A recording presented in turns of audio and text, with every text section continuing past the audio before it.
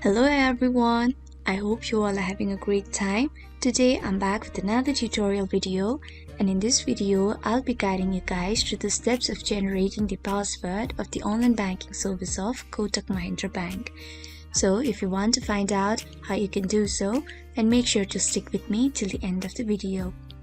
First of all, go to the web browser of your choice and in the address bar type www.kotak.com and hit in. You'll then be redirected to the official website of Kotak Mahindra Bank. Now at the top right you'll be able to see an option Login. Click on it. After that, click on Need Help right here. Now select the option I want to generate my password. For this, you first have to identify yourself. Enter your CRN, username or card number, enter the information and then click on Next. Then follow the further instructions provided and give all the required details. Finally, you'll be able to generate the password of the online banking service of Kotak Mahindra Bank.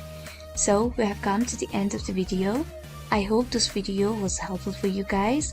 If it was, then please make sure to like, leave a comment, share and subscribe to our YouTube channel, TechQuest.